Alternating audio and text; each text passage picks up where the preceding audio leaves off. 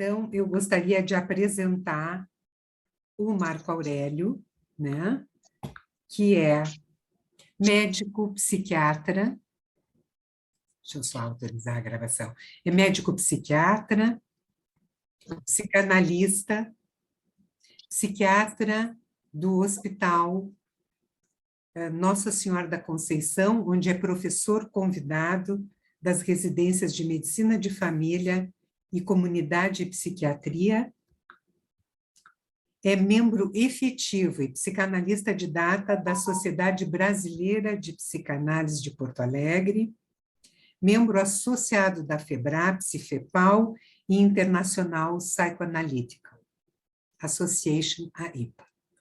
Então, Marco Aurélio, a palavra está contigo e o prazer é nosso. Tá. Meu também, Denise e colegas. Então, primeiro, eu queria agradecer pelo convite, né? Para conversar com você sobre essas questões que são tão atuais e dizem respeito à paternidade, exercício da função paterna, né? Em especial diante dessas ações que a gente tem visto que tentam enfraquecer ou destituir o pai do seu caráter estruturante da personalidade, né? Para fins didáticos e de facilitar a compreensão, né? Eu vou dividir os momentos da minha fala assim, em sete pequenos tópicos, assim, né? Depois de uma breve introdução, falar um pouco de como surgiu o conceito de terceiridade, ou de função terceira no pensamento pós-moderno, né? E os efeitos desse pós-modernismo sobre a psicanálise, né? Como vamos falar de função paterna, né? Eu vou definir o que eu entendo pelo conceito de função em psicanálise, né? Porque isso é uma coisa que na maioria dos livros não diz, né? Nos vocabulários de psicanálise, por exemplo, não tem um tópico que seja só sobre função, né? E aí também falar quando essa função falta, né, numa família, né? Falar sobre a proposta teórica, então, a partir do trabalho que me foi solicitado que conversasse com vocês, sobre essa proposta teórica da necessidade de renomear, então, a função paterna com o nome de função terceira, né? Um outro tópico sobre o suposto declínio da função paterna, né? Sobre declínio sobre o qual, né, se apoia um pouco do raciocínio da autora do trabalho, né? Depois, um conceito também de terceiridade, né, quando falta o homem no casal parental, e por último a mulher / mãe e a função paterna, né? Bom, a primeira coisa que é importante deixar claro é que eu não pretendo fazer uma defesa da importância da paternidade nem da função paterna, porque elas estão amplamente provadas, né? Não só pela psicanálise, mas por outros aportes científicos também, da antropologia, sociologia, economia, né? Eu acho que o ônus da prova cabe a quem quer desconstruir o conhecimento racional e científico que já foi acumulado, né? E construir outra coisa em seu lugar, né? Essa desconstrução é que está presente no trabalho que eu pretendo analisar e conversar com vocês, né? Que se chama Desconstruindo o Conceito de Função Paterna, um paradigma interpelado, escrito pela doutora Letícia Fiorini, uma importante psicanalista argentina, ex-presidente da APA, a atual assessora do Comitê de Publicações da Associação Psicanalítica Internacional, da IPA, né? Eu não sei ao certo quantos de vocês conhecem ou já leram esse artigo, tá? Ele anda por aí já há um tempo, né? Saiu até em português numa revista de uma sociedade aqui de Porto Alegre, né? Mas para quem não o conhece ainda, eu vou dar uma resumida, né? Nele, a autora propõe o fim do conceito da função paterna e a sua substituição pelo nome de função terceira, né? O que seria uma modificação da psicanálise, né? Para que essa se adapte às novas realidades socioculturais e ao que ela chama no trabalho de entre aspas, novas configurações e, entre aspas, novamente, novas subjetividades, né? Para explicar o que acontece quando o homem não está presente no casal parental, né? Bom, eu acredito que vocês vão entender se eu disser que nenhum conceito cai do alto do céu azul, né, para dentro de um texto, né? Ele é sempre fruto do espírito dos tempos, né? Aquilo que os alemães chamam de Zeitgeist, né?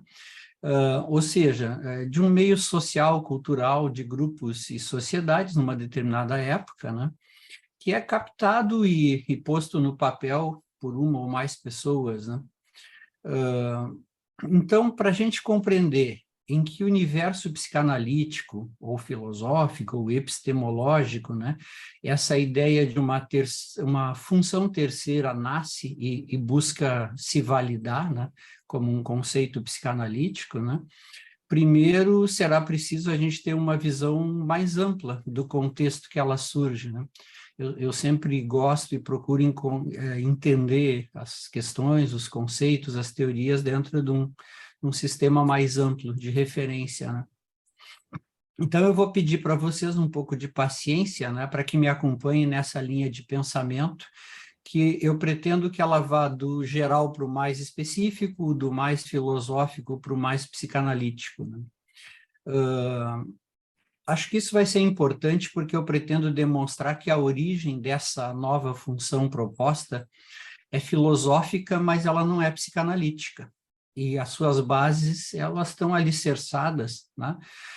Não nos autores psicanalíticos, mas no pensamento dos filósofos pós-modernos, né? Então, para poder, vamos dizer assim, justificar essa minha ideia, eu preciso, digamos assim, conversar um pouco com você sobre, afinal, né, o que é esse tal de pós-modernismo, né? E em que ele impacta a prática psicanalítica, né? Como é que ele entra nos nossos consultórios, né? E, por último, que relação isso tem com a proposta dessa tal função terceira, né? Então, indo por partes, né, eu vou procurar dar uma descrição bem breve, assim, né, do pós-modernismo, do impacto dele nas nossas vidas profissionais, né? Não só profissionais, mas as profissionais é o que nós estamos falando aqui hoje, né? Então, assim, é importante entender, né, que ele é um movimento intelectual, né? E todo movimento intelectual se define pelas suas premissas epistemológicas e filosóficas fundamentais, né? São elas que estabelecem o que se considera real, o que tem valor, o que se adquire, o como se adquire o conhecimento, né? Quer dizer, em todo movimento intelectual tem uma coisa chamada metafísica, né? Uma concepção da natureza, uma concepção dos valores humanos, e uma epistemologia, né, que é como o conhecimento é adquirido, né? Então, qualquer afirmação ou atividade, incluindo a ação de escrever uma explicação pós-moderna, para seja lá o que for, né, pressupõe pelo menos uma concepção que seja implícita da realidade, dos seus valores, né? O pós-modernismo ele oferece isso, uma estrutura lógica de premissas, né, que, embora contrárias à razão, né, situam os pensamentos e as ações, né? Então, do ponto de vista metafísico, que foi a primeira coisa que eu citei, o pós-modernismo ele é antirrealista, é contra a realidade, né? Pois ele afirma que é impossível falar, de alguma maneira que faça sentido, sobre uma realidade que tenha uma existência independente, né? Ao invés, o pós-modernismo propõe uma descrição relativista, construcionista e sociolinguística da realidade. Do ponto de vista epistemológico, né, como é que se produz o conhecimento, né, quando ele rejeita a noção de uma realidade com existência independente, né, o pós-modernismo ele nega a razão ou qualquer outro meio, ou qualquer outro método, melhor dizendo, né, como meio de adquirir o conhecimento objetivo dessa realidade. Que foram duas grandes conquistas do iluminismo e do modernismo, né? Que trocaram a fé pela razão, né? O pós-modernismo ele faz o caminho inverso. Ele troca a razão pela subjetividade. É um novo tipo de fé, só que agora leiga, né? Então, os pós-modernistas, eles rejeitam a razão e o individualismo sobre os quais se apoia todo o universo iluminista. Inclusive aquela parte dele, né, que valorizava a ciência, a tecnologia, a racionalidade na produção dos conhecimentos, né? Em vez da realidade natural, que para os pós-modernistas não existe, né, o antirrealismo. Em vez da experiência e da razão, né, se passou a valorizar o relativismo e um certo subjetivismo sociolinguístico, né? O que cria uma espécie de natureza paradoxal, contraditória nos debates pós-modernos, né? Porque todos eles defendem os temas abstratos, né, do relativismo, do construtivismo, né, como se o real não existisse, né? Então, tudo agora é relativo e socialmente construído, né? A objetividade passa a ser considerada um mito, né? Não existe mais a verdade, nem qualquer forma correta de interpretar a natureza ou um texto, né? E então é dito que todas as interpretações são igualmente válidas, portanto, o certo e o errado deixam de existir. Ou melhor, só existe uma maneira certa de pensar, negar que exista algo errado, né? O que já é uma contradição em si, né? Os valores passam a ser produtos socialmente e culturalmente subjetivos, então não há valores, né, em nenhum grupo que mereça algum crédito ou respeito especial. Todos os modos de vida são legítimos, né, mas, como dizia o George Orwell na Revolução dos Bichos, né, todos os modos de vida são legítimos, mas alguns parecem que são mais legítimos que os outros, né? A origem disso é na filosofia, né? Então, começou com Kant, né? Immanuel Kant, né? Que foi, digamos, o filósofo que rompeu com o iluminismo modernista e deu o primeiro passo na direção do pós-modernismo, né? O Kant dizia que a mente, e não a realidade, é que estabelecia os termos para o conhecimento, né? Ele dizia que é a realidade que se conforma à razão, não o contrário, né? Então, esse filósofo, né, ele representa uma mudança fundamental, né, do padrão da objetividade para o padrão da subjetividade. A realidade que existe, existe porque eu criei e nomeei. Então, eu posso criar e dar novos nomes ao que já existe por direito próprio, né?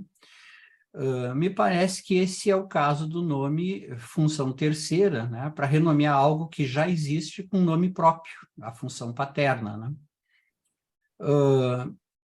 Eu não resisti a associar isso com a psicanálise, né? Porque, psicanaliticamente falando, não é difícil relacionar esse pensamento pós-modernista, né, que cria a realidade a partir do discurso, né, com o narcisismo ou com a onipotência ilusória daquele bebê descrito pelo Winnicott, né, que tem certeza que a mãe e tudo que o cerca foram criados por ele, né. Com o crescimento, essa zona de ilusão onipotente, ela cede em algumas pessoas que aceitam não terem criado o mundo, né? O problema é que em outras continua pela vida toda, né? E aí eu lembro que certa vez, quando eu interpretei a falta que um paciente sentia de mim no intervalo entre as sessões, no final de semana, né? Ele reagiu com estranheza, assim, dizendo que era um absurdo, né? Que entre uma sessão e outra eu não existia, né? Que eu só existia quando ele entrava na sala de análise novamente, né? Como se ele dissesse, eu te vejo, tu existe, eu não te vejo, tu não existe, né? Simples assim. Como aquele joguinho do Fortdado, do netinho do Freud, né? Agora eu vejo, agora eu não vejo, né? Então, se não é necessária a conexão com a realidade, a coerência ou a racionalidade passa a ser um jogo que se baseia em regras completamente subjetivas, né? Se as regras do jogo nada têm a ver com a realidade, né? Então por que todos deveriam jogar de acordo com as mesmas regras, né? Cada um que faça a sua, né? Já imaginaram um jogo de tabuleiro onde cada um jogasse, ou um jogo de xadrez que cada um mexesse as pedras conforme achasse melhor, né? Ia ser uma bagunça, né? Mas por que esperar coerência, né? Ou por que deveria haver regras, né? E para quem lembra ou conhece um pouco de história, né? Isso nos leva direto àqueles movimentos de maio de 68 na França, né? Com aquele slogan famosíssimo, né? É proibido proibir, né? Ou então, como dizia o ocultista inglês, o Aleister Crowley, né? Que influenciou muita gente no mundo pop e do rock, né? O Aleister Crowley era um mago ocultista, assim, era um sujeito meio estranho, né? E ele dizia, faz o que tu queres, há de ser tudo da lei, né? Vocês conhecem essa frase copiada numa música chamada Sociedade Alternativa, do Raul Seixas, né? Mas a frase não é dele, né? Bom, então voltando ao Kant, né, que redefiniu a verdade com base na subjetividade, né? Verdade é aquilo que eu percebo como verdadeiro, né? Para os pós-modernistas, lógico, né? Então, a verdade ela fica dissociada da realidade e passa a ser um conceito epistemológico, né? O legado do Kant, na verdade, foi uma separação entre o sujeito e o objeto, entre a razão e a realidade, né? E se acredita, né, que a filosofia do Kant, né, seja a precursora, né, dessas posturas antirrealistas e antirracionais do pós-modernismo, né? Até porque razão e realidade são dois elementos que não interessam aos pós-modernistas, né? Eles são recriados ao sabor do momento e das conveniências, né? Uma forma de produzir experiência psíquica muito própria da posição esquizoparanoide, né? Como diz o Thomas Ogden, né? Falando sobre esse tema, né? Mais recentemente, né? O pós-modernismo está muito presente na obra de autores influentes, né? Como Latour, Foucault, Derrida, né? E, inclusive, é desse último a origem do termo desconstrução, utilizado pela doutora Letícia, né? Que é uma estratégia interpretativa, né? Que questiona as estruturas de significado presentes, né? Na linguagem, na literatura, na filosofia e em outras formas de discurso, né? A ideia central da desconstrução é que as palavras e os conceitos, eles não têm significados fixos nem universais e, portanto, tudo é relativo, né? Alguns chamam isso de relativismo e alguns desses filósofos são considerados ultra-relativistas, né? Então, o objetivo da desconstrução para o Derrida seria revelar a complexidade, a multiplicidade de sentidos que tem num texto, num conceito, né? Levando ao que poderia ser interpretado como novas interpretações, uma melhor compreensão da natureza do discurso e da linguagem, né? Então, notem aqui, né, e isso vai ser importante para o argumento mais adiante, né, que a gente continua aqui no campo sociolinguístico, na era das narrativas, né, que buscam recriar o que é realidade, o que é verdade, né? Então, a desconstrução, portanto, né, é uma abordagem própria do que se chama de teoria crítica pós-moderna, né? Que é do campo da linguagem e busca desafiar as noções estabelecidas, né, de verdade, do significado das coisas, né, enfatizando a fluidez e a diversidade de interpretações da realidade. Nada é o que parece, né? Então, só para resumir rapidamente isso, né? O mundo pós-moderno tem como principais características, né? Um ataque à razão e às formas tradicionais de se chegar a ela, como a ciência, por exemplo, né? O predomínio da narrativa sobre os fatos e os fenômenos, né? E isso é uma coisa que eu costumo chamar de que nós entramos agora na era das narrativas, né? Já tivemos aquelas eras paleozoica, mesozoica, e agora a gente está na era das narrativas, né? Se muda tudo só falando, né?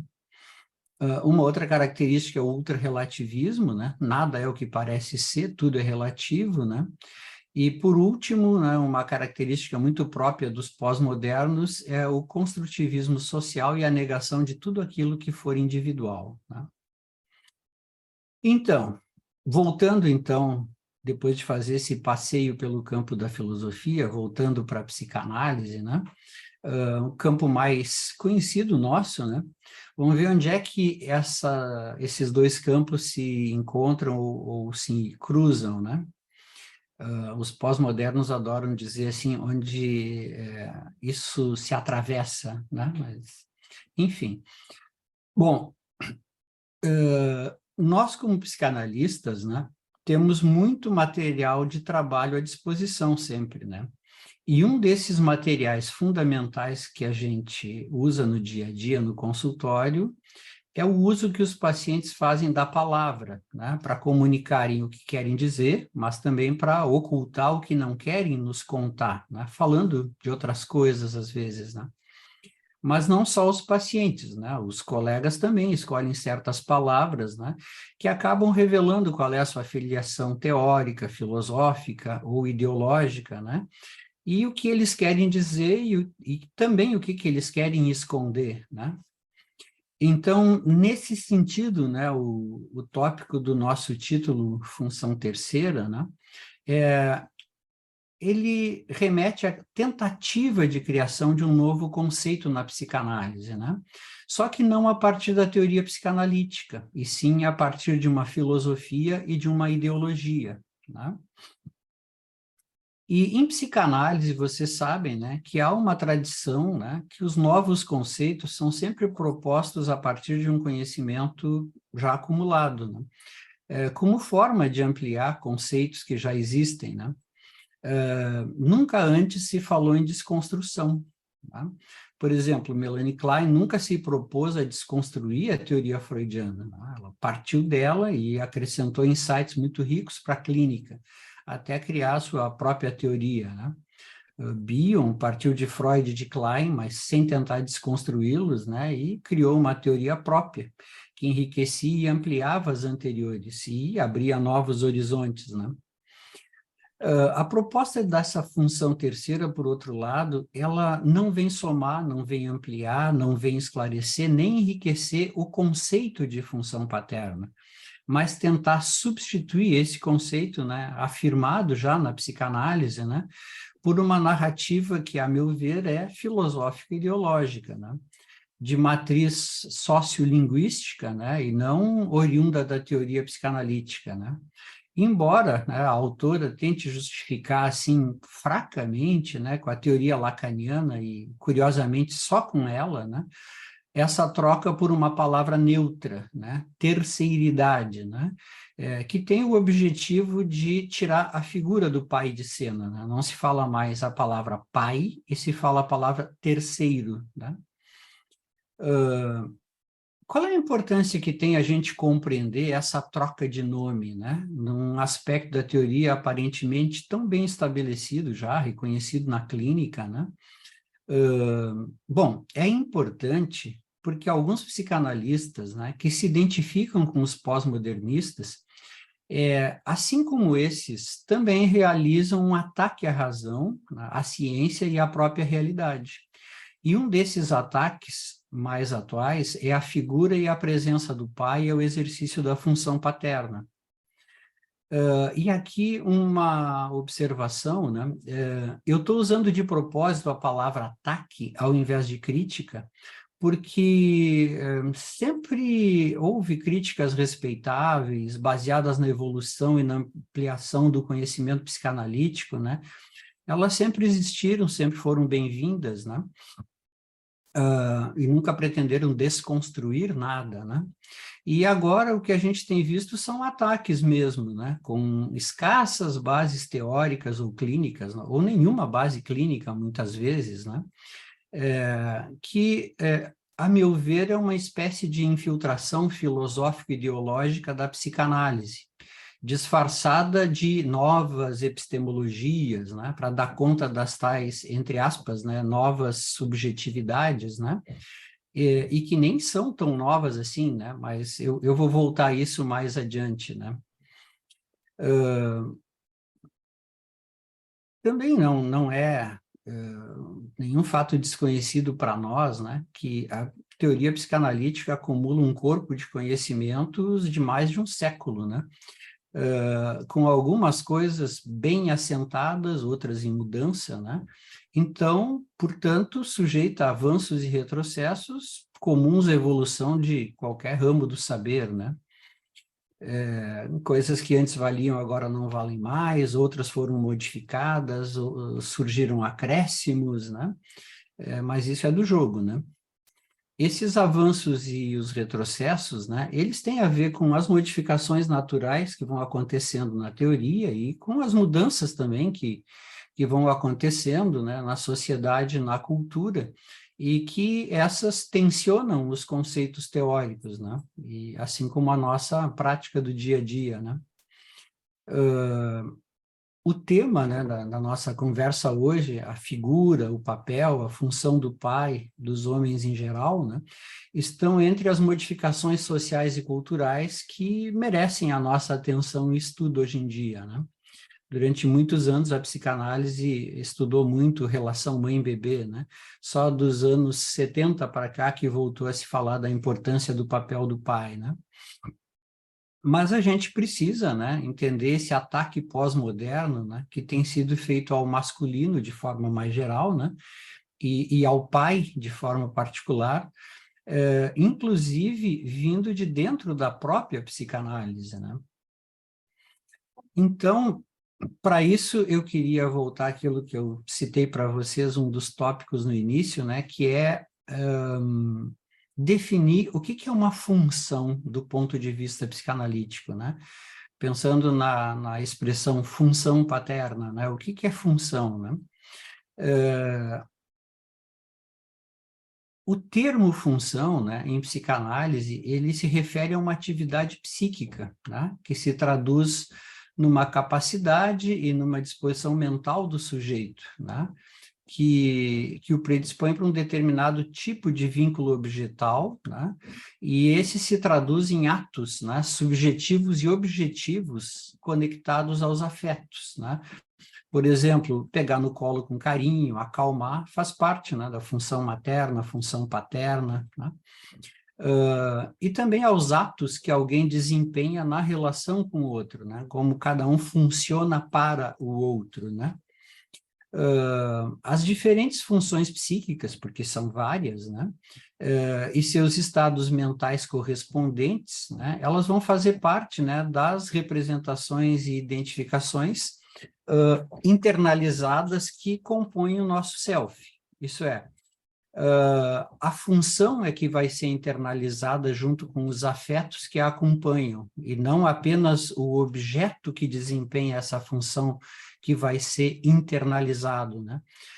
Essa é uma ideia do Fairbairn, né? Um analista britânico, né? Que não é o objeto que é internalizado, né? É a relação com o objeto que é internalizada e a função do objeto nessa relação, né? Então, essa não é uma ideia minha, essa é do Fairbairn, né? Então, essa ideia da função na psicanálise, ela está relacionada com a compreensão das dinâmicas psíquicas, né? E dos processos que influenciam o comportamento humano, né? Buscando entender como é que se estrutura a psique, os mecanismos de defesa, os padrões de funcionamento emocional cognitivo, né? E a repercussão nas relações objetais, tanto as internas quanto as externas, né? Então, como eu já falei para vocês, dos anos 70 para cá surgiram estudos resgatando a importância da figura do pai, da função paterna, né? Mas ainda tem muito pouco material sobre isso, né? Sobre a relação entre pai e filho, né? E mesmo entre psicanalistas, né, encontramos autores que dizem que a função paterna não passa de uma metáfora, né? Ou que a falta da figura do pai real não traz nenhum problema, desde que exista um pai simbólico e a sua função, né, mantidos por outros sujeitos na relação. O que é verdade, tá? Mas o que não é dito com clareza é que esse é sempre o plano B, né? Na prática, as coisas são mais complexas do que isso, né? Há diversos estudos, né, em vários campos do saber, ligando a falta da figura paterna real e sua função a uma série de problemas na vida, né?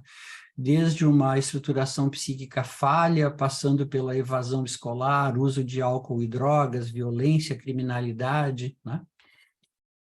Quando falta a figura do pai real, né? Bom, para o menino, a identificação com o pai, com uma boa função paterna da parte desse, também vai produzir efeitos posteriores sobre a aquisição de uma identidade masculina sólida, né? Uma identidade de gênero bem definida para uma futura paternidade, né? Para as meninas, uma boa relação com o pai vai permitir também a busca de bons objetos masculinos nos seus relacionamentos futuros, amorosos ou não, pode ser amistosos, né? E uma identificação com os aspectos masculinos saudáveis, né? Tanto me parece que não há um declínio da função paterna, e vou voltar a isso mais adiante, né? Que a gente nota, né, em certos segmentos de algumas sociedades ocidentais, né, uma mudança cultural muito positiva, né? Que o pai contemporâneo participa bem mais do cuidado da criança, né? Nenhum homem nasce sabendo ser homem, ou como ser pai, ou como desempenhar a função paterna, né? Isso tudo é sempre uma construção, né? E como toda construção, né, incompleta, sujeita a avanços e retrocessos, né? Então, essa competência, né, pode ser dada pela identificação com o pai, que exerceu uma boa função paterna, né? Ou, na ausência desse, né, da pessoa que desempenhou essa função. Ou então pode ser via aprendida ao longo da vida com amadurecimento, né? É um processo complexo, né, que compreende diversos aspectos ligados aos afetos, às identificações, relações de objeto, né? E isso pode ser alcançado em maior ou menor grau, né? Ou mesmo pode não ser alcançado isso, né? Um homem não conseguir desempenhar a paternidade ou a função paterna, né? Mas isso também é verdadeiro para as mulheres, né? Nem todas conseguem exercer a função materna, né? Que não é inerente ao feminino nem natural, né? Quando a Elizabeth Badinter, nos anos 80, publicou aquele livro dela, O Mito do Amor Materno, foi um escândalo, né? Como assim, né? As mães podem não amar seus filhos, né?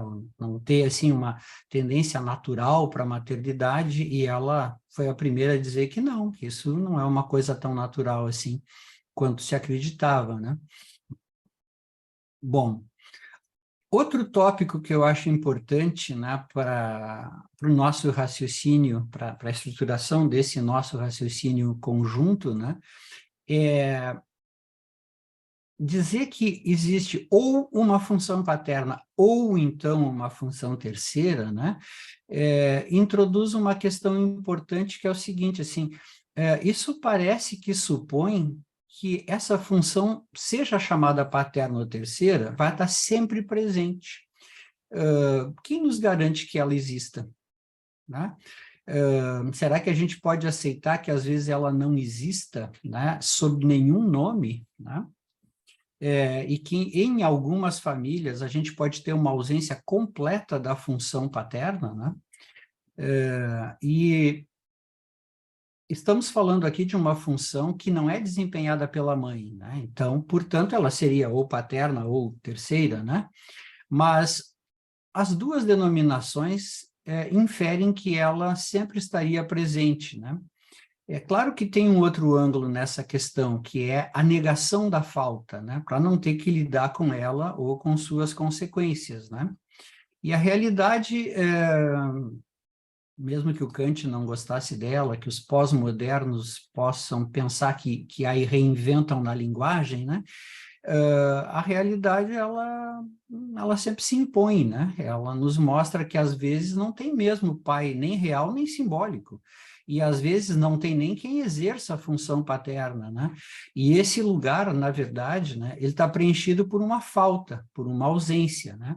E aqui eu lembro um conceito, né, que acho que é conhecido da grande maioria de todos, né, que é o conceito do Green sobre a mãe morta, né? Se existe uma mãe morta no psiquismo que não consegue fazer valer seu papel, né? Por que não poderia haver um pai morto, né? Então, quando a figura paterna está completamente ausente, não é que ela é trocada por uma terceira, às vezes, ela pode estar morta, né? Pode ser um pai morto, né? Então, o Green fala do complexo da mãe morta, né? E eu estou dizendo aqui que a gente pode ter um complexo de um pai morto, né? E essa morte, né, da figura paterna, morte psíquica, né, assim como o Green diz que a mãe está morta psiquicamente, não necessariamente fisicamente, né, o pai também, o pai pode existir, mas está morto psiquicamente, né, pode estar emocionalmente ausente, pode não exercer sua função, né, e também há casos em que a mãe odeia, né, os homens, né, e desautoriza a figura paterna e a masculinidade em geral, e com isso ela dificulta a admiração e a introjeção da figura do pai, né? Outro tópico, então, né? Por que surgiu essa proposta, né, de uma, entre aspas, função terceira, né? Que viria substituir a função paterna, né? E isso eu volto a essa questão porque é importante, assim, por que não enriquecer ou acrescentar? Por que substituir? Desconstruir e substituir, né? Bom, o artigo da doutora Letícia Fiorini se chama Desconstruindo o Conceito de Função Paterna. 2 pontos, um paradigma interpelado, né? Questionado, né? Então, nesse trabalho, que é quando surge a terminologia função terceira, né? O que ela propõe? Ela propõe que se desconstrua a noção da função paterna, né, enquanto elemento essencial para separar o filho de sua mãe e assegurar a inserção desse filho no universo simbólico, né? Então, aqui tem uma primeira observação importante para localizarmos de onde é que vem esse embasamento teórico, né? Esse construto teórico que ela se utiliza pertence ao campo lacaniano, né? O pai que faz a separação entre mãe e filho e o introduz na cultura, né? Esse é um conceito puramente lacaniano, né? Agora, o curioso, né? Para mim, pelo menos, né? Eu vou dividir essa curiosidade com vocês, né? É que, para alguém que se propõe a interpelar e desconstruir a teoria psicanalítica, né, se basear apenas na teoria de um autor, né, para mim é de um reducionismo tão inexplicável quanto empobrecedor, né? Quer dizer, se ela pretendia realizar essa tarefa, né, mudar a compreensão psicanalítica sobre a função paterna, né, como é que ela seria capaz de fazer isso usando apenas uma ferramenta teórica, né? Num campo vastíssimo de ideias e muitas amplamente provadas, né? Além do que a gente sabe, né, que o papel do pai e a função paterna, eles vão muito além da visão lacaniana do pai, né? Que é interessante, não resta dúvida, né? Mas muito longe de explicar toda a complexidade do tema, que inclusive, né, vai além do campo psicanalítico, né? Existem diversos estudos antropológicos, sociológicos e até mesmo econômicos, né, que têm mostrado a importância fundamental do pai, né, pai real presente, né, e sua função como fator de saúde mental para os filhos, meninos e meninas, né, para a família e para a sociedade como um todo, né. Da mesma forma, né, essa inserção num universo simbólico, né, que o Lacan não explica bem que universo é esse, supondo, né, sujeitos que sejam capazes de simbolizar, né, exige a capacidade para a construção de símbolos, né, e a gente sabe, né, desde Klein, de Bion, de Winnicott e de outros autores, né, que esse não é um papel que seja apenas do pai, né. Eu já falei antes, né, que como psicanalista, como é interessante a gente pensar na escolha das palavras, seja dos pacientes ou dos colegas, né? Então, essa palavra desconstrução, né, presente no título do artigo, ela é uma espécie de fetiche para as narrativas pós-modernas, né? Uma das palavras favoritas, assim, né? Se desconstrói tudo, né? Um eufemismo, na verdade, para a destruição daquilo que já está estabelecido e que permite, então, a criação de novas realidades, né? De uma nova ordem das coisas, né? Com uma pretensão subjacente, né? Oculta, né? De que essas agora vão ser melhores, mais adequadas, né? Então, a desconstrução, esse conceito do Derrida, né, é uma tentativa que, por meio de discursos e narrativas linguísticas, né, ela tenta anular o registro na linguagem, nos discursos, nas narrativas, enfim, né, daquilo que foi construído antes, né? Então, inaugurando uma nova construção, né? E essa relativização da historicidade, das construções cumulativas do pensamento e da cultura humana é uma marca muito típica, muito própria, né, da forma de produzir experiência na posição esquizoparanoide, em que a história ela é construída e desconstruída a cada vez, né? Então, a realidade precisa ser constantemente reescrita, né? Isso quem diz é o Thomas Ogden, num trabalho dele muito interessante, quando ele faz uma releitura da teoria kleiniana das posições, que ele descreve como a forma psíquica de produzir experiência, seja na posição esquizoparanoide, seja na posição depressiva, né? E na posição esquizoparanoide, o Ogden fala exatamente disso, né? Como a realidade ela é sempre relativa, ela está sempre desconstruída e construída novamente. Então, é um sujeito que nunca adquire uma historicidade, né?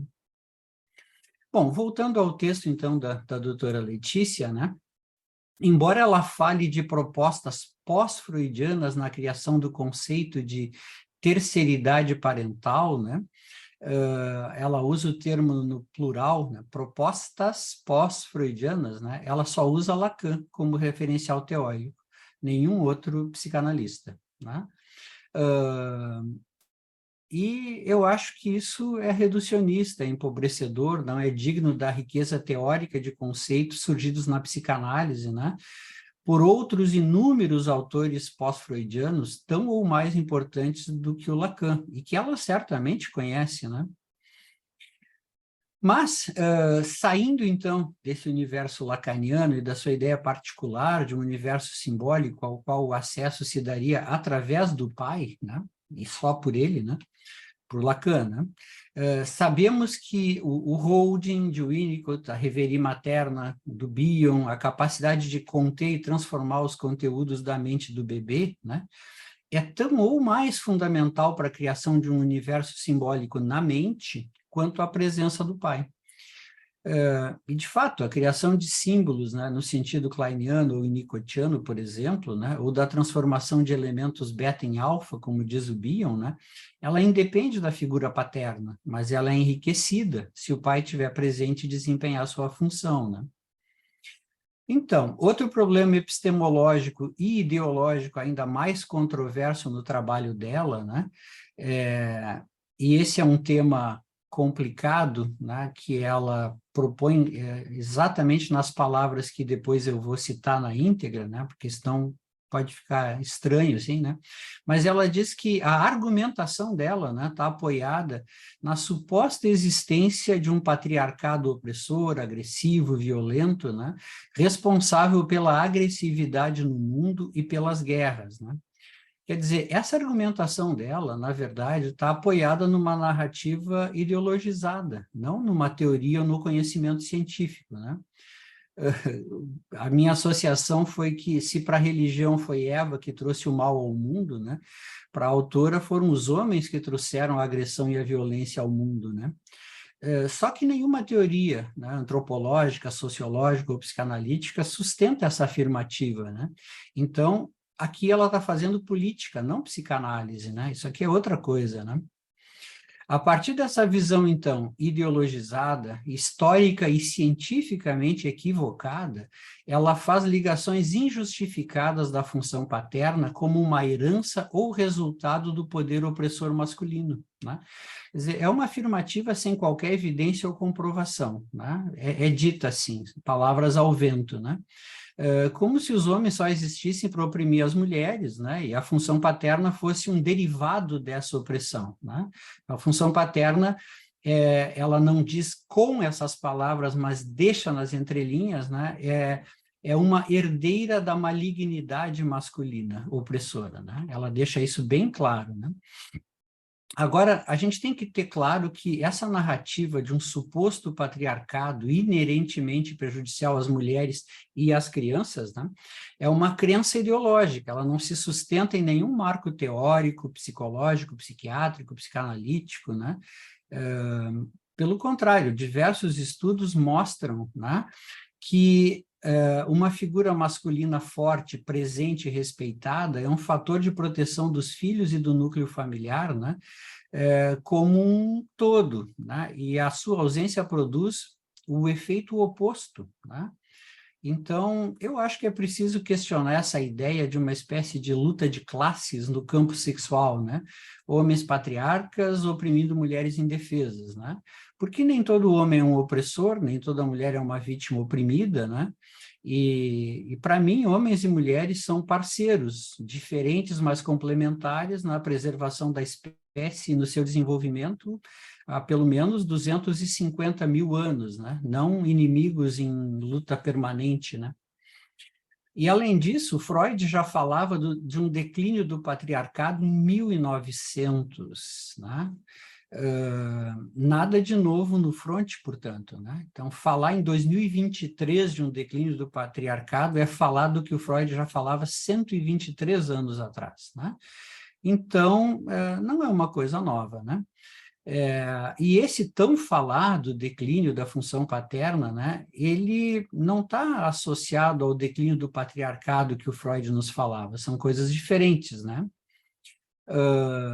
Além disso, né, além de que afirmar que a função paterna está em declínio, né, é uma afirmativa duvidosa, né, até porque, como eu disse antes, o homem contemporâneo, em certas sociedades ocidentais, ele inclusive está melhorando na sua capacidade da função paterna, né, e não piorando, né? Mas o problema é que a autora fala isso sem oferecer qualquer evidência, né, que comprove essa teoria, né?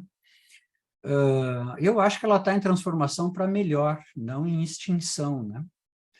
Bom, mas ela também diz, né, e enfatiza que a mãe é capaz de exercer essa função, né, de fornecer o acesso a um universo simbólico e cultural sem recorrer à função paterna, né? Ela diz isso no trabalho. Bom, muitos outros autores já disseram isso antes, mas ela não cita esses autores, né?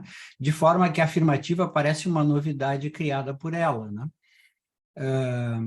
A dicotomia introduzida por Lacan e que ela cita, mãe natureza, pai cultura, né?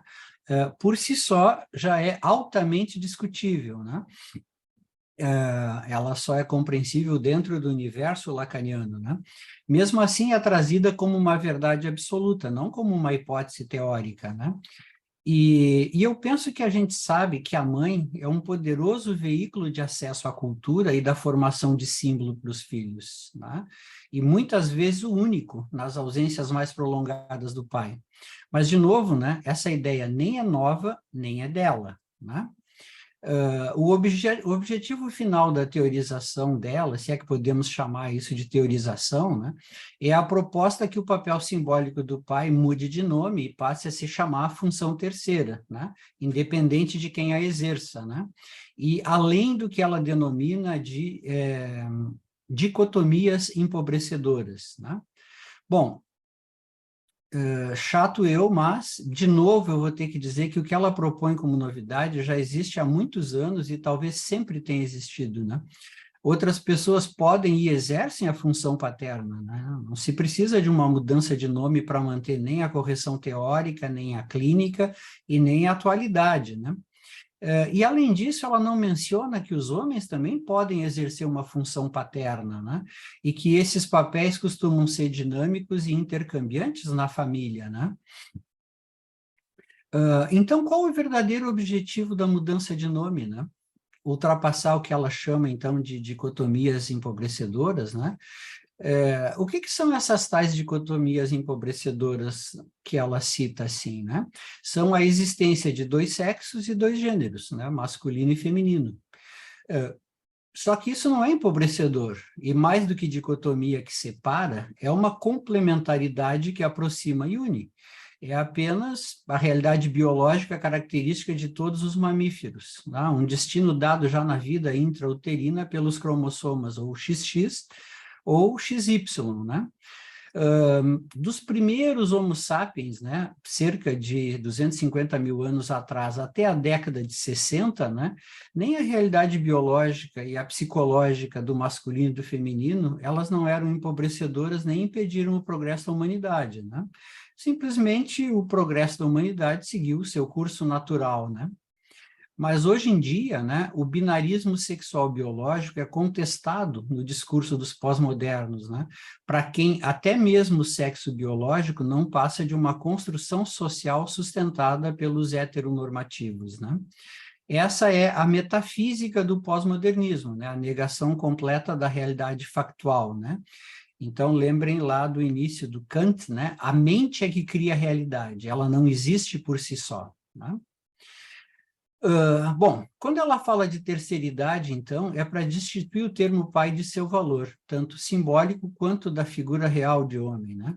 Esse, então, pode ser descartado e, de quebra, resolve um outro problema, né? Que sem homens não haveria o que ela chama de patriarcado violento e opressor, né? Trazendo consigo o fim de todas as guerras e violências, o paraíso sobre a terra, né?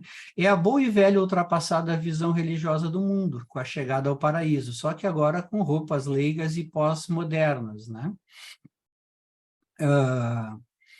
A insistência, né, dessa malignidade de um suposto patriarcado, né, é que esse pai patriarca que ela descreve é uma caricatura de um tipo específico de homem, né, mas que não faz jus a todo o universo masculino, que é muito mais amplo e variado, né. É mais do que óbvio, né, que patriarcado, né, uma espécie de clube masculino frequentado por patriarcas, né, é um exagero linguístico, porque se a gente parar para pensar, né, afinal de contas, o que é um patriarca, né? Bom, aí lá fui eu para o dicionário, né, dar uma olhada, né? Bom, aí eu aprendi que nem todo homem é um patriarca, né? Aliás, a definição de patriarca é bem mais simples, né? Ela é um substantivo masculino, não um defeito, né? Entre os antigos, especialmente os judeus, né, patriarca era o chefe da família, como aquele Abraão lá do Antigo Testamento, né? O termo se refere à pessoa mais velha da casa, né, que se respeita, obedece e venera, quando tem uma grande família, né? Mas aí que vem a coisa, quando essa pessoa é uma mulher, ela é chamada de matriarca, né? E aí parece que não tem problema algum, né? E aí fiquei pensando, assim, um homem solteiro sem família é um patriarca, né? Um homem divorciado que não tem mais contato com a família anterior é um patriarca, né? O terceiro filho homem de uma família que ainda mora na casa dos pais é um patriarca, né? Um sapateiro pobre que sustenta a mulher e 4 filhos pequenos é um patriarca, né? Um homem com uma estrutura psíquica frágil, neurótica, é um patriarca, né? Ou, em outras palavras, então, basta ser homem para ser um patriarca estrutural, né? Bueno, voltamos à função paterna, então. Do ponto de vista psicanalítico, qual é ela? É toda aquela que não é feita pela mãe, né? Por óbvio que pareça, né? Mas que, principalmente, né, é a função que apresenta, introduz, não só o universo simbólico, o universo da cultura, né? Mas apresenta para o bebê aquilo que é diferente, aquilo que é não mãe, né? Então, é uma figura que introduz as diferenças sexuais e de geração, entre outras, né? E isso é muito claro na forma diferente que os pais têm de falar e brincar com os filhos, né? Desde o tom de voz, até as brincadeiras mais físicas, mais brutas, mais arriscadas, né? Aquelas que a mãe detesta, né? Como jogar o filho para o ar e pegar antes que ele caia, né? E que, inclusive, estudos mostraram que isso cria filhos mais seguros e mais confiantes, mais sociáveis, né?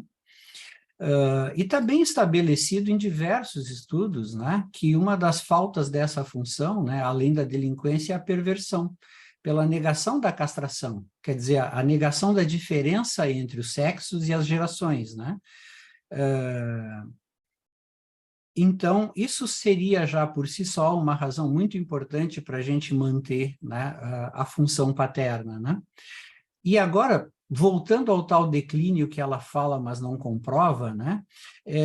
E agora eu vou citar textualmente o que ela diz, porque para quem não conhece o texto pode parecer até chocante, né? Mas então, assim, agora eu vou citar exatamente como ela diz no trabalho. Então, né? Abre aspas, né? A ela, né? Função paterna, se atribuem guerras, violências de todo tipo, abusos, a presença cada vez mais visível de diversidades sexuais e de gênero que atentariam contra o conceito de diferença sexual, quer dizer, aboliriam esse conceito, né? Diferentes tipos de apresentações clínicas não neuróticas, né? A ameaça de perversões generalizadas e o império de um gozo sem limites, entre outras consequências, né? Bueno, a mim parece que é exatamente o contrário, né? É a falta de uma boa função paterna que faz tudo isso, né? É a falta do pai em casa que está associada fortemente com violência, delinquência, condutas antissociais, perversões, né? E por estranho que pareça, ela inverte isso, né? À luz dos conhecimentos atuais, como se fosse a função paterna que produzisse isso, né? E, de novo, uma outra citação dela, abre aspas, né? Ela diz assim, ó, diante de uma primeira pergunta, perdeu-se ou talvez nunca tenha existido com a efetividade que é levantada e tal como é imaginada. Ela está se referindo à função paterna, tá, pessoal? Segue a frase como ela escreveu. E, se existiu, como podemos constatá-la com certeza na história da humanidade, desde a antiguidade até os dias de hoje? Poderíamos afirmar que não conseguiu evitar as crises sociopolíticas, os fatos de violência extrema, incestos, abusos de poder de todo tipo e os desafios às normas que as sociedades ditam sobre a diferença sexual. Fecha aspas. Isso foi o que ela disse.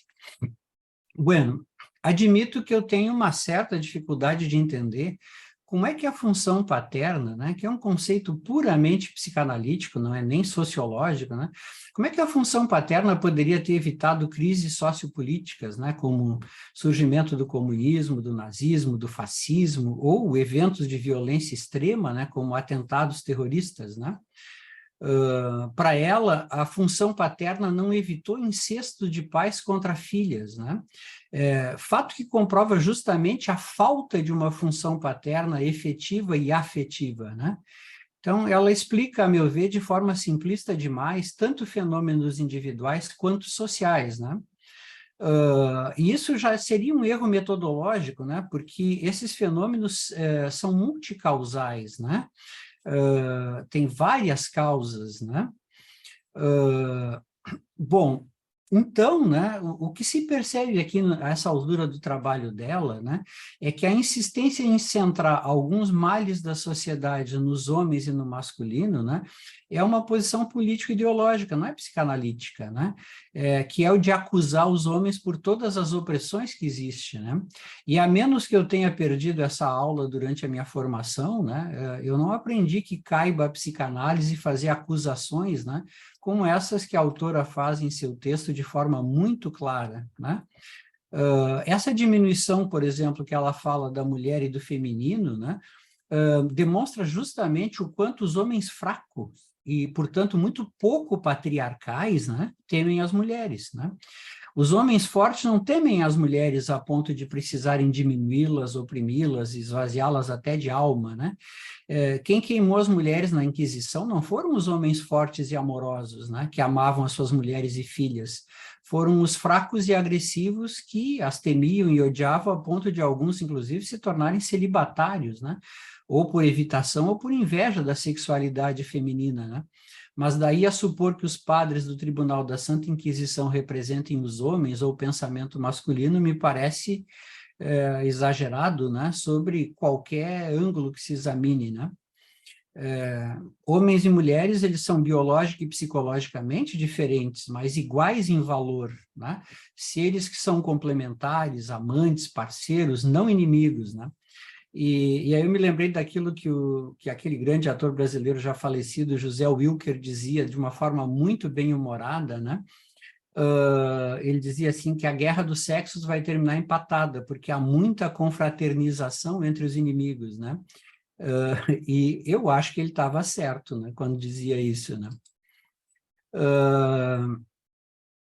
Ela diz, abre aspas, textos dela. Só uma coisa, pessoal, eu vi que já estamos com 1 hora de conversa. Posso ir um pouquinho além ou terminamos aqui? Eu posso falar o resto depois, na medida que a gente discutir? Como é que vocês preferem? Não falta muito agora. Termina, Marco Aurélio, depois temos 1 hora para poder... não, temos meia hora para discutir. Se tu acha que tu pode ser sucinto para a gente ter um tempo para discussão. Mais uns 7 minutos e deu. Então tá, vamos lá. Tá. Bom, então ela cita Lacan de novo, né, dizendo que seria necessário analisar em que elementos se baseia, né, a proposta da necessidade da função paterna simbólica, né, para explicar o acesso do sujeito ao universo simbólico, né. E aqui, de novo, ela usa só Lacan como citação, né? Só que a gente precisa lembrar que o pai é uma figura simbólica, não porque Lacan assim o descreveu, né? Mas por direito próprio, por ser diferente da mãe, né? E ele introduz e dá acesso, mais do que o universo simbólico, também ao universo das diferenças, né? Como eu falei agora há pouco, né? E que essas mudanças, né, que ela fala e propõe existem, mas não justificam, né, a modificação de toda a teoria psicanalítica, nem por essas mudanças da modernidade ou da pós-modernidade, melhor falando, né, e nem a partir de um único autor, né. E essa releitura que ela faz, né, me parece que está a serviço de justificar novas configurações epistemológicas, filosóficas e ideológicas, né, e legitimar elas através da teoria ou da metapsicologia, né. Só que não é função da psicanálise, né, afirmar nem legitimar estados mentais, nem gêneros, né, mas examiná-los e compreendê-los, né. E uma outra coisa interessante que ela fala, eu vou dizer literalmente, ela diz que trata-se uma figura, trata-se ao pai, né, pai e sua função, né, a função paterna, né, trata-se de uma figura em crise desde o começo da modernidade, né, e aí, bom, né, como eu sou muito curioso, eu fui ver quando é que começou a modernidade, né, que ela se refere. Aí eu vi que nos livros de história isso é discutível, né? Mas alguns situam elas no final do século XV e outros dizem que ela começou ali, mas se estendeu até o século XVIII, né? Então, a crise, né, da paternidade, da função paterna que ela fala, então começou faz cerca de 500 anos, né? Quer dizer, a meu gosto é uma crise um tanto longa, né? Como se pode perceber, né? E nada dessa crise terminar pelo jeito, né? Eu acho que isso ainda vai longe, mas eu acho que isso é só um palpite, né?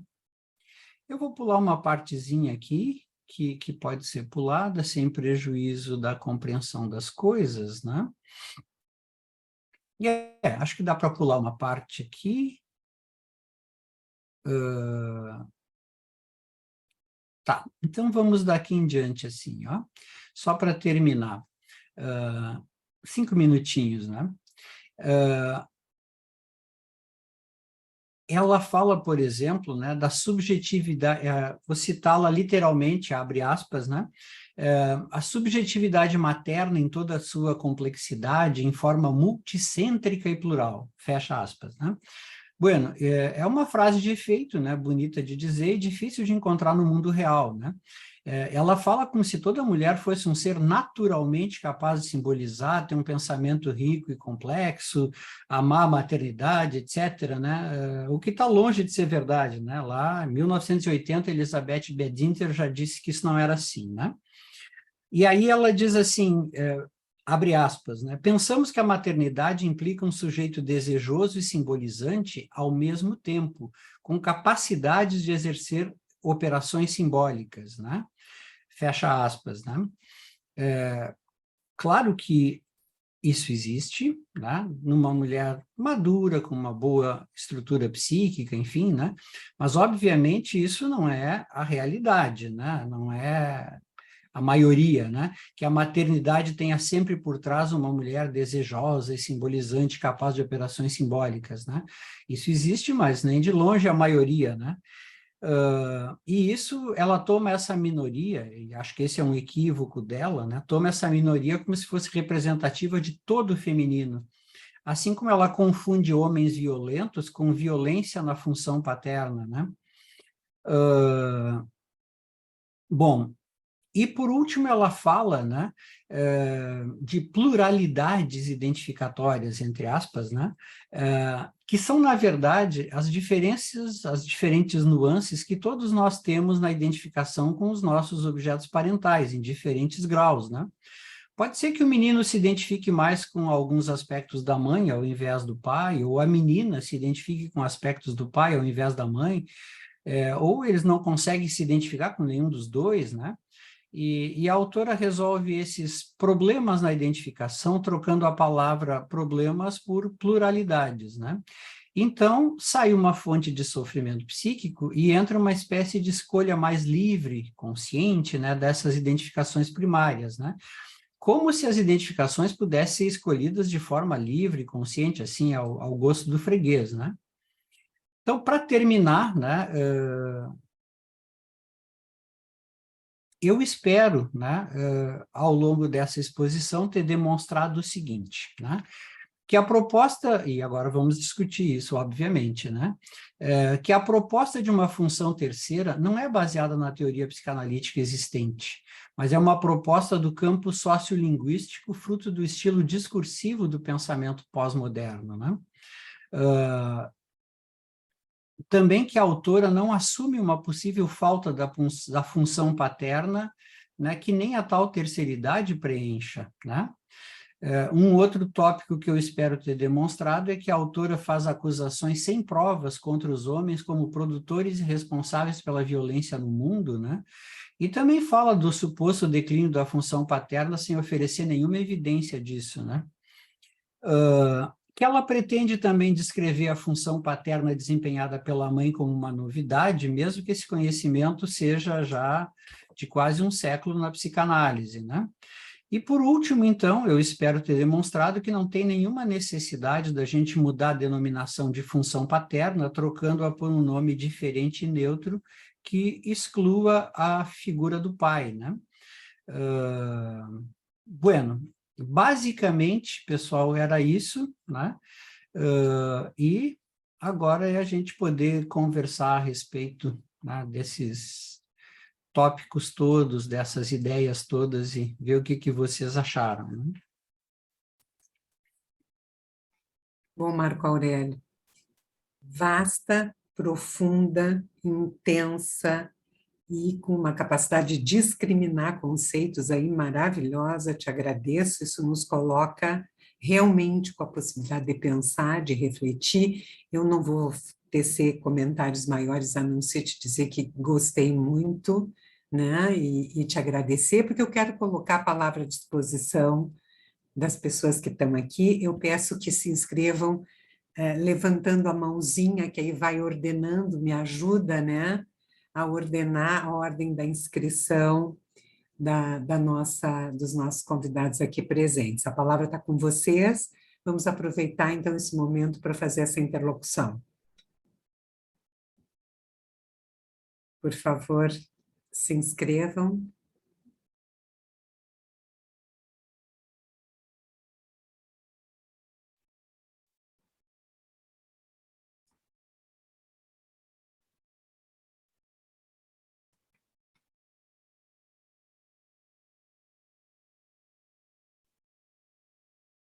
Diante de um tema tão polêmico, eu achei até que ia haver uma fila de mãos inscritas, mas pelo jeito o pessoal ficou uma certa timidez, assim, né? Enfim. Vamos lá, gente, se animem, porque eu acho que é um tema que nos convoca realmente a pensar, né, a respeito do significado de tudo isso. Ione Russo, por favor. Tu tá sem microfone, Ione. Ah, isso. Então, Mark e Denise, é tão contundente essa tua colocação e a tua contraposição. Me parece tão absurdo tudo isso que foi explanado pela parte da autora, que quase que a gente fica sem fala mesmo. Acho que não é porque as pessoas possam ter, ter concordado, pelo contrário, talvez a gente não saiba nem por onde começar a comentar. E quero também dizer que a tua explanação eu gostei muito, sempre gosto muito, Marco Aurélio, das tuas explanações. E os conceitos muito bem explicados, né? Mas eu fiquei pensando também que a Elizabeth Badinter, ela diz em algum momento, lá naquele livro do Mito da Maternidade, que no início era matriarcado. Como é que Uhum. fica isso para ti ou para essa autora, Marco? Em função da relação da função paterna? Para ela, eu não sei, para mim fica muito simples, né? Eu acho que em nenhum momento ela fala do matriarcado, porque a intenção dela, né, é um ataque ao que ela chama de patriarcado, né? Que é o universo masculino como um todo, que ela bota num saco e chama de patriarcado, né? Isso é um chavão pós-moderno clássico, assim, que a gente vê em 500 coisas escritas hoje em dia, né? Basta falar patriarcado, pronto, já tem meia dúzia de gente batendo palma, né? Então, parece que todo mundo sabe o que é patriarcado, né? Ninguém foi para o dicionário ver o que significa patriarca, né? E quando a pessoa mais velha na casa é uma mulher, é uma matriarca. Então, assim, patriarcas e matriarcas existiram desde o início dos tempos, né? E eles estão meio démodé hoje em dia, né? O Freud disse isso em 1900, no trabalho dele da interpretação dos sonhos, ele diz que o patriarcado é uma instituição em extinção, ele diz isso em 1900. Ela fala isso em 2020 e poucos agora, como se fosse uma novidade. O que eu vou dizer é meio forte, mas enfim, já que tu usou a palavra contundente, eu acho isso desonestidade intelectual. Se ela conhecia o que o Freud disse, é uma desonestidade intelectual num trabalho científico tu não citar o autor, né? E se ela não conhecia, bom, faltou ler Freud, né? Ele disse isso em 1900, né? Se vocês procurarem, está lá. 123 anos atrás, Freud disse que o patriarcado estava em declínio. Aquela figura do velhão da casa lá, aquelas grandes famílias nucleares com 6, 7, 10, 15 filhos, como a do Freud, né? E com um homem mais velho que comandava tudo, aquilo era um patriarcado. Não existe mais isso. As nossas famílias nucleares hoje é pai, mãe, um filho, pai, mãe, dois filhos, pais separados, enfim, existem outras configurações, né? E eu acho que ela não fala em nenhum momento do matriarcado porque não é interessante para a tese dela. Simples, né? De fato, Elizabeth Badinter fala do matriarcado, né? Bom, existem As Brumas de Avalon, aquele livro que teve na moda há uns 20, 30 anos atrás, né? Fala do matriarcado feminino na Idade Média, né? Na época lá do rei Arthur e os Cavaleiros da Távola Redonda, o que existia era matriarcado, né? E não patriarcado, né? Então, eu acho que esses conceitos são usados mais para confundir do que para explicar, sabe, Ione? Faz parte da narrativa, do discurso, né? É a era das narrativas. O que eu digo fica valendo como se fosse verdade. Até porque eu sei que ninguém vai procurar mesmo saber qual é o significado, né? Então, eu digo uma coisa com muita ênfase, com muita segurança, e ela passa a parecer que é verdade, né?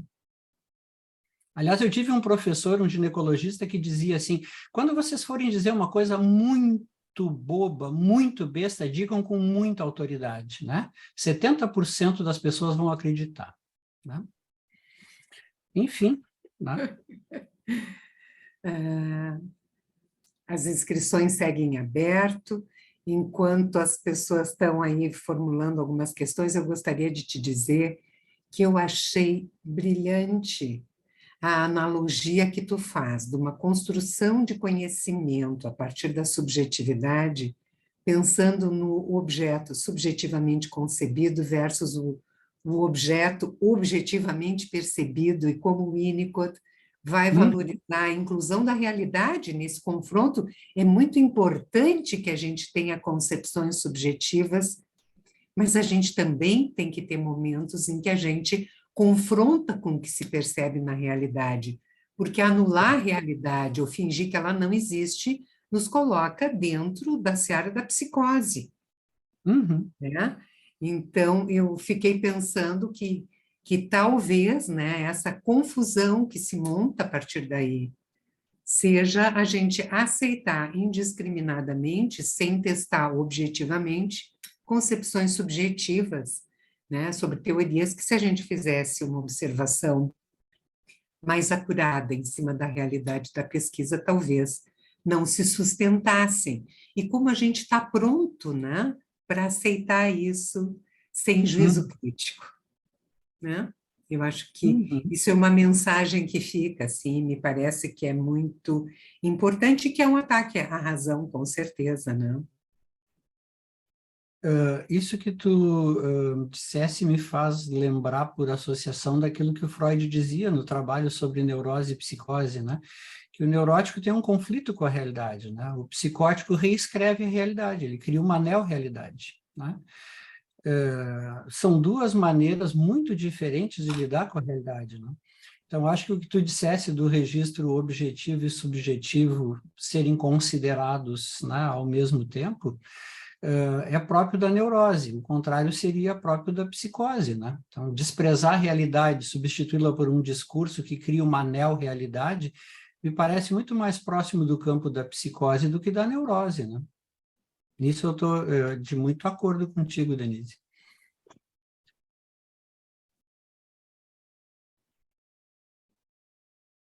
Maria de Fátima, eu estava esperando por ti. Eu digo, como assim a Maria de Fátima não vai falar? Fala, Pois Maria de é, Fátima. é um tema tão bonito, né? Acho que que o Marco Aurélio está nos trazendo é fundamental, né? Para a psicanálise, né? Quer dizer, toda a argumentação dele é tão bem estruturada, tão bem organizada, que de fato, a gente se pergunta o que essa autora está querendo, né? O que a Fiorini está querendo. E eu vou lembrar de Winnicott, óbvio, né? Falando em mundo subjetivo e mundo objetivo, né? O Winnicott ainda aponta que o pai entra na vida do bebê de duas maneiras, né? Inicialmente como um aspecto da mãe, porque ele está ali protegendo a mãe, oferecendo condições para que a mãe possa se entregar à maternidade e se dedicar ao filho, mas ele precisa entrar depois como figura concreta e real, né? E ele ainda diz, o pai entra como a primeira figura inteira com a qual o bebê vai se encontrar. Quer dizer, olha que beleza de construção a respeito da função concreta da figura paterna. Ele conseguiu levantar essas duas figuras, essas duas pessoas, melhor dizendo, né, de fundamental importância na vida de todos nós. E o pai está ali, fortemente presente e muito necessário na estruturação da vida psíquica do filho, né? Parabéns, Marco Aurélio, eu fiquei assim, né, muito Obrigado. satisfeita da minha paciente das 20h30 ter entrado em férias, né, para eu poder te ouvir. Muito Muito obrigada. obrigado. Eu que agradeço as tuas palavras, né? Obrigado. Quem mais? Nós Essa estamos hora, falando. essa hora o pessoal está cansado também, dá para entender, mas... Enfim. Mas eu gostaria de dizer alguma coisa em função da teoria da Piero Lanier, que é também importante da gente pensar, né? Realmente a Piera acredita que a mãe é capaz de promover no psiquismo do bebê as primeiras construções simbólicas. Mas que tipo de mãe? Muito em cima do que tu falaste, não é qualquer mãe. Que mãe poderia fazer isso, né? Uma mãe atravessada pelo complexo de Édipo, ou seja, o que isso simbolicamente significa? Uma mãe submetida à castração, uma mãe que tem internalizado uma figura paterna, uma mãe que teve contato com uma função paterna adequada. Esta é a mãe que consegue minimamente começar a construir representações do psiquismo do bebê. Mas ela ressalta como importantíssimo um conceito que ela chama de contrato narcisista, que está posto no desejo da mãe por um filho, mas um filho deste homem, deste pai, como uma construção importantíssima para autorizar a criança no futuro romper o vínculo diádico com a mãe e ser um sujeito na cultura, encontrar um espaço na sociedade. E o contrato narcisista é justamente essa junção da função da mãe, da função do pai. Então, acho que a teoria da Piera está muito de acordo assim, com muito dos pressupostos que tu trouxeste, né? Hoje para nós, pegando outras questões, pressupostos teóricos, mas que vêm muito ao encontro disso, né? Uhum. Por isso que eu achei muito reducionista ela usar só Lacan como referência, né? E usando um autor só, querer reescrever toda a teoria psicanalítica, né? A partir de um único autor, né? Eu não sei, eu sou partidário de que a gente conheça vários autores, estude vários autores, junte referências de todos eles, faça uma síntese pessoal, né? Cada um de nós tem seus autores favoritos, suas teorias favoritas. A gente internaliza a relação nossa com os autores, né? De forma diferente, né? Então, eu não conseguiria imaginar reescrever um conceito psicanalítico sem consultar 10, 15 autores, e não um só, né? Com certeza. Marco Aurélio, queria só te parabenizar, que é a Sheila. Oi, Sheila. Boa noite. Adorei te escutar. Achei que isso foi um pouco de música aos meus ouvidos, assim, que atendo crianças também, e do quanto que a gente tem escutado tantas coisas, e quanto que é estruturante poder ouvir isso e saber que a gente ainda pode se agarrar numa teoria e poder entender que o que a gente aplica, né, o que a gente leva para o consultório ainda está embasado em coisas que são atuais, como tu disseste, né, que Freud já falou lá atrás, há 123 anos atrás, e continua sendo assim até hoje. E que o ser humano vai ser ser humano sempre, né? Então, quero te agradecer a presença. Espero te vê-lo sexta que vem, então, no lançamento do teu livro. Parabéns. Muito obrigada pela tua Vai presença. ser um prazer. A Denise E vem tem o lançamento do livro do Marco Aurélio. A Denise pediu um minutinho no final para fazer um merchandising aqui, né? Tá bem. Aí eu estendo o convite a todos, Sheila, então, mas vai ser um prazer ter a presença de vocês. Caxias descer da serra para a noite de autógrafos vai ser uma honra e um prazer. Né? Nós lisonjeadas.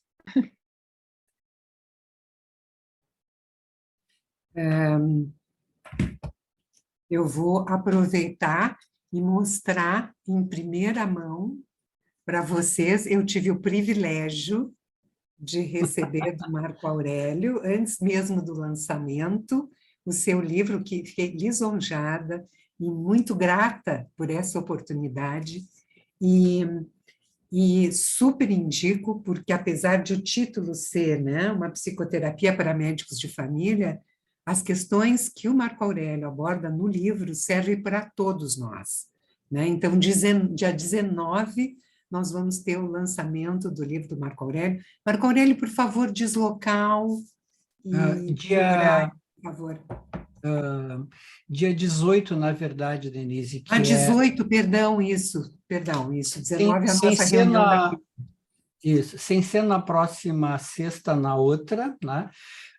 Às 18 horas, entre 18 e 21 horas, na livraria Leitura, que fica aqui em Porto Alegre, no Barra Shopping Sul, aquele shopping grande ali que vai para a Zona Sul, ali depois do Beira-Rio, ali depois do Pontal, o Barra Shopping ali no segundo andar.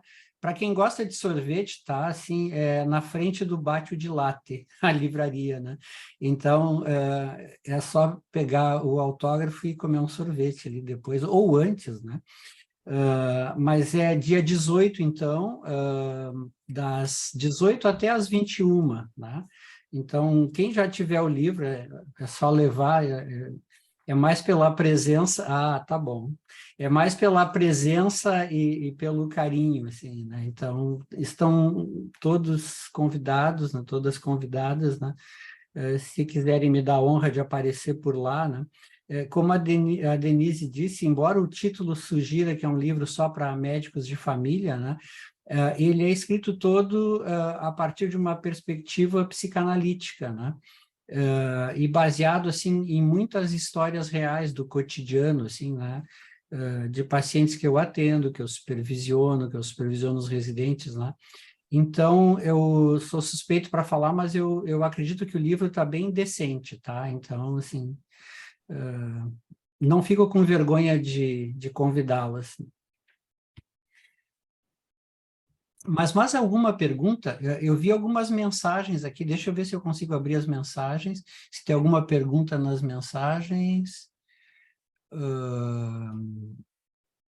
Tem muitos elogios, Marco Aurélio. Mas eu não vou ler, porque senão fica chato, né? Eu vou ler. Marco, que satisfação poder te escutar, simplesmente maravilhosa a tua apresentação, parabéns da Sadiana Secato. Marco, maravilhosa a tua reflexão, importante pensar essa relativização da função e mudança de denominação dada à função paterna, da Helenita Ferrari.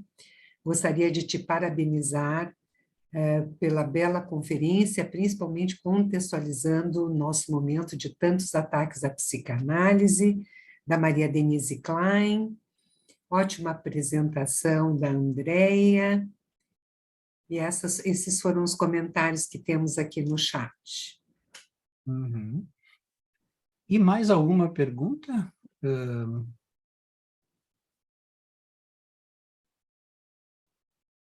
Alguma dúvida, alguma coisa que eu possa não ter sido muito claro, não sei, no final eu apreciei um pouquinho. E depois, se vocês tiverem interesse, eu posso enviar o trabalho na íntegra, né?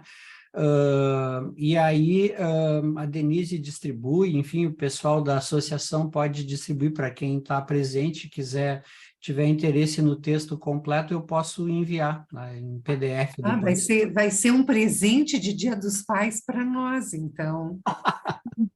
Alguém ia perguntar uma coisa Eu ia te perguntar, Marco Aurélio, queria te perguntar por curiosidade. Tem se falado mais também no filme da Barbie do patriarcado, né? Não sei se tu chegaste a ver algo sobre, enfim, ou o filme em si. Eu vi muitas críticas, eu assisti o filme, mas me sinto neutra, porque tem uma história com a boneca, então, independente disso, né? Não quero falar dessa posição, mas que eu, em particular, gostei do filme, né? Pela questão da minha relação com a boneca. Mas queria saber se tu chegaste a ouvir alguma coisa a respeito do que falaram, porque teve... E eu disse assim, e o filme se cumpriu no seu papel, porque quem vai ou ama ou odeia. Eu digo assim, não é o melhor filme do mundo, mas se era essa... Todos os filmes têm que ter uma função, sair indiferente e ninguém tá saindo. Então eu digo, então tá bem escrito. né? Enfim. Não, eu não vi o filme, não li muitas coisas a respeito, mas assim, tu está me dando uma informação que eu acho que já torna qualquer obra válida, né? É que se ela suscita discussões, polêmicas, pensamentos, né? Já está valendo, né? O grande problema hoje é o das neoverdades, né? Que querem nos enfiar a goela abaixo e dizer assim, ó, essa é a verdade, né? O curioso é que as pessoas que dizem que não há nenhuma verdade absoluta, elas têm uma verdade absoluta que elas querem nos enfiar a goela abaixo, né? Então, se um filme provoca polêmica, discussão, ou se um artigo provoca polêmica, discussão, eu acho que ele já se justificou porque produziu pensamentos, né?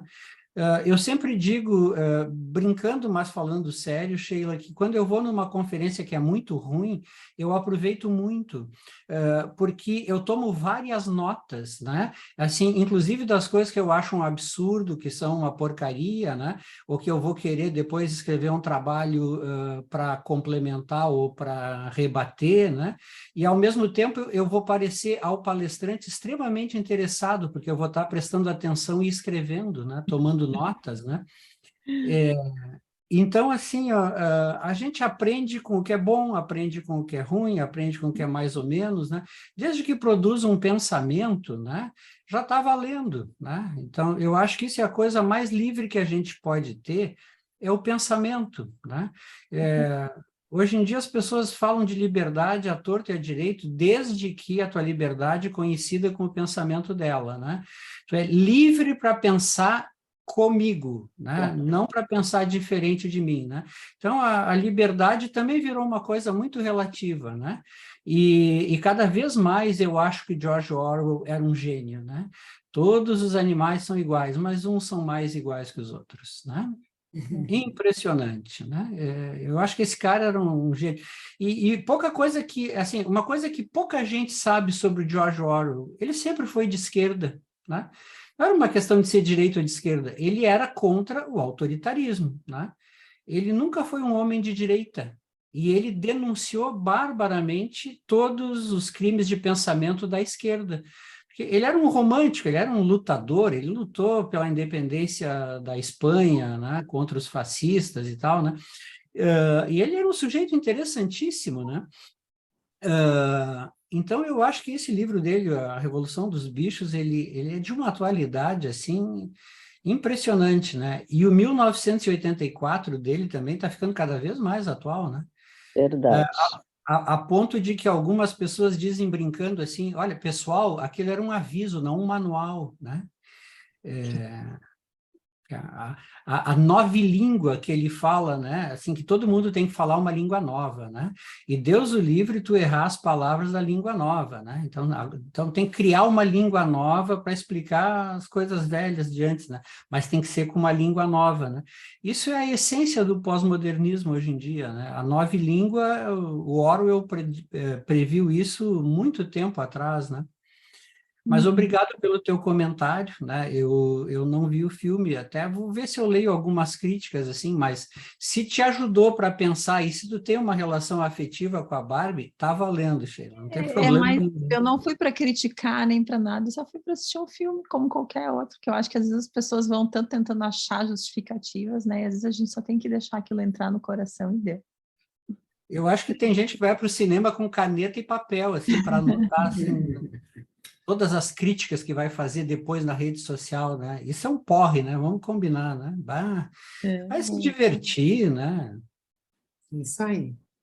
Gente, em função, eu acho que a gente poderia seguir conversando com o Marco Aurélio, com certeza muito mais, e seria muito gratificante, prazeroso e edificante, mas me cabe a ingrata tarefa de concluir a nossa atividade de hoje, agradecendo a participação de todos que estiveram aqui presentes. Eu tenho certeza que mesmo frustrando o Marco, porque eu acho que ele gostaria de poder ter uma interlocução maior, eu acho que isso não vai ficar por aqui, na medida que tivermos o teu texto e a gente puder fazer circular, quem sabe podemos fazer outros momentos de discussão já mais enfronhados. Te agradecer muitíssimo né? Agradecer aos presentes, à comissão organizadora da associação, e acho que podemos ficar por aqui te agradecendo muitíssimo. Obrigada, obrigada a todos e uma boa noite. Boa Eu noite. que agradeço, Boa Denise. noite, Boa Marco. noite. Boa noite, Boa noite. turma. Boa noite a Boa noite, Boa pessoal. noite. Boa noite. Boa Boa noite. noite, Marco.